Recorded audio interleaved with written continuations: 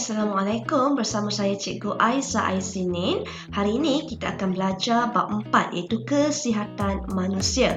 Bila saya sebut bab kesihatan, ia berkait rapat antara sihat dan juga sakit.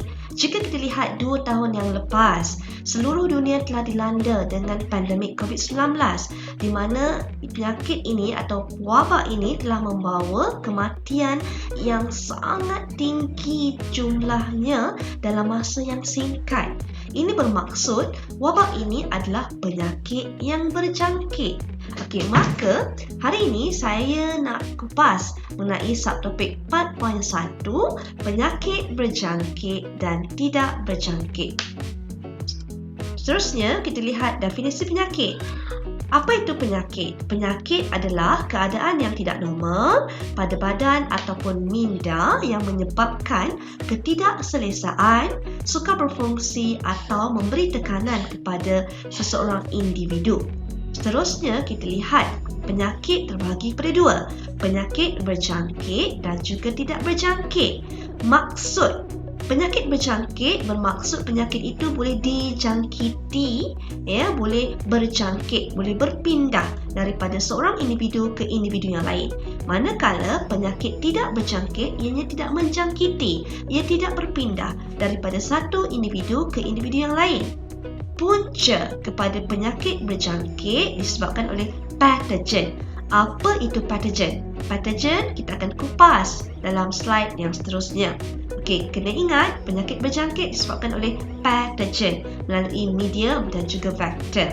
Penyakit tidak berjangkit pula disebabkan oleh faktor genetik, iaitu faktor daripada keturunan, mungkin daripada baka, ibu ataupun ayah, atau gaya hidup. Dan contoh penyakit berjangkit tuberculosis ataupun TB atau kering, selesema, kurap, panau, penyakit kecil tikus, demam denggi, demam malaria dan juga Zika. Sebenarnya banyak lagi, ini cuma contoh yang disenaraikan. Begitu juga dengan contoh penyakit tidak berjangkit ialah kanser, hipertensi, diabetes, asma dan penyakit kardiovaskular. Seterusnya kita lihat bagaimanakah penyakit berjangkit disebarkan.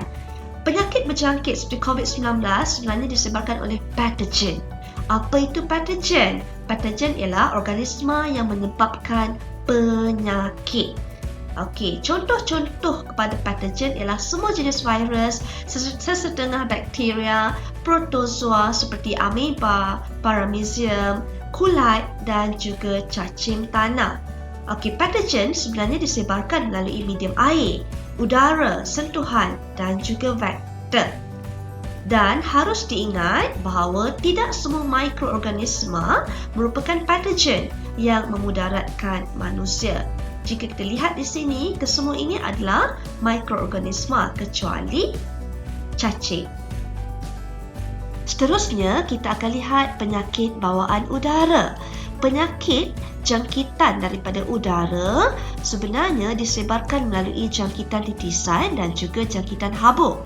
Jangkitan titisan adalah daripada air ataupun cecair yang mengandungi pathogen. Cecair itu mungkin berpunca ataupun dikeluarkan daripada mulut ataupun hidung anda melalui cara bersin, batuk, bercakap, menguap dan juga bernafas. Jangkitan habuk pula berlaku apabila kita meludah, air liur ataupun saliva kita akan kering. Tanpa kita sedari, air liur kita mengandungi bakteria dan ianya mengering seterusnya membentuk spora. Maka ianya disebarkan bersama habuk dan angin dan seterusnya menjangkiti individu yang lain. Bagaimana kita nak mencegah penyakit bawaan udara? Yang pertama, perlu menutup mulut dan hidung semasa bersin, batuk dan menguap. Tidak meludah di merata-rata tempat, elakkan berada di tempat yang penuh sesak seperti di pasar malam. Pastikan tempat tinggal anda cukup cahaya kerana sinar ultraungu boleh membunuh sesetengah mikroorganisma dalam udara. Contoh penyakit bawaan udara tuberculosis iaitu TB ataupun batuk kering, selesema, sindrom pernafasan akut teruk SARS, influenza A, H1N1 dan COVID-19. Seterusnya, penyakit bawaan air. Bagaimana ianya berlaku? Ianya berlaku di kawasan yang tidak mempunyai bekalan air paip terawat. Tiada sistem sanitasi yang baik apabila seseorang individu menggunakan tandas yang dibina di atas sungai. Kemudian tincanya, najisnya yang ada patogen akan memasuki sungai. Dan seseorang itu boleh dijangkiti dengan patogen apabila ia terminum air sungai yang telah tercemar. Ya, mungkin juga penyakit bawaan air ini berpunca daripada banjir. Bagaimana mencegah penyakit bawaan air? Yang pertama, kita boleh campurkan klorin ke dalam kolam renang dan juga sistem bekalan air untuk membunuh bakteria ataupun kuman. Seterusnya, membina tandas yang ada sistem sanitasi yang sempurna. Mendidihkan air minuman, elakkan minum air daripada air paip. Ya, dan mencuci tangan dengan sabun selepas menggunakan tandas. Contoh penyakit bawaan air ialah kolera, demam kepialu dan juga dysentery amoeba. Seterusnya ialah jangkitan penyakit melalui sentuhan, iaitu kurap dan juga panau. Kedua-duanya disebabkan oleh kulat. Bagaimana ianya menjangkiti anda? Apabila anda tersentuh kulit pesakit yang telah mempunyai kurap ataupun panau, ataupun anda memincam pakaian seperti tuala pesakit. Contoh lain ialah sifilis dan gonoria. Kedua-dua ini ialah penyakit yang berlaku melalui hubungan seks kerana terdapat patogen di dalam air mani ataupun bendali faraj. Seterusnya ialah AIDS, disebabkan oleh virus HIV. Ianya merebak melalui hubungan seks, darah ataupun perkongsian jarum suntikan dalam kalangan pesakit ataupun penagih dadah. Seterusnya kita lihat jangkitan melalui vektor. Apa itu vektor? Vektor ialah haiwan yang memindahkan patogen. Apa itu patogen? Patogen ialah organisma yang menyebabkan penyakit. Vektor pula yang memindahkan patogen. Okey, contoh-contoh vektor ialah lipas, lalat, tikus dan juga nyamuk. Seterusnya kita akan lihat contoh vektor lipas dan juga lalat. Ia akan membawa patogen Salmonella typhi yang akan menyebabkan demam kepialu. Gejala kepialu ini anda akan mengalami demam, usus berdarah dan juga ruam merah. Cara jangkitannya melalui makanan dan juga air yang tercemar. Seterusnya ialah vektor nyamuk Aedes, di mana nyamuk Aedes ini akan membawa patogen virus denggi yang menyebabkan demam denggi. Di mana gejala demam denggi ini anda akan merasa sakit sendi, sakit kepala, mata berair dan yang paling teruk akan menyebabkan denggi berdarah sehingga menyebabkan kematian. Cara jangkitan melalui gigitan nyamuk Aedes. Selain itu juga, nyamuk Aedes juga membawa patogen yang bernama virus Zika. Ia akan menyebabkan gejala demam, ruam, sakit sendi dan konjaktivis iaitu mata kemerahan. Cara jangkitan adalah sama iaitu gigitan nyamuk Aedes. Seterusnya nyamuk Anopheles, di mana nyamuk ini membawa patogen bernama Plasmodium malaria. Akan menyebabkan penyakit ataupun demam malaria di mana anda akan mengalami demam yang teruk, menggigil, berpeluh. Ya, cara jangkitan melalui nyamuk inilah. Begitu juga dengan tikus, ia membawa patogen bakteria Leptospira sp ataupun penyakit kencing tikus lah, air kencing tikus. Gejala bila anda terkena bakteria ini, leptospirosis, ia akan mengalami demam, sakit kepala, sakit otot. Cara jangkitan mungkin melalui tanah, makanan dan juga air yang tercemar. Seterusnya, lalat, ia juga akan membawa bakteria Vibrio cholera, di mana ia menyebabkan anda terkena kolera, di mana kesannya adalah cerit-birit, muntah. Ya, cara jangkitan melalui makanan dan juga air yang tercemar. Okey, bagaimana faktor menyebarkan penyakit? Okey, nyamuk. Yang pertama, nyamuk yang telah mempunyai patogen dalam kelenjar air liur akan menghisap darah manusia. Ya, seterusnya, air liur nyamuk akan dikeluarkan sewaktu ia menghisap darah. Mengapa? Untuk ia mengelakkan pembekuan darah.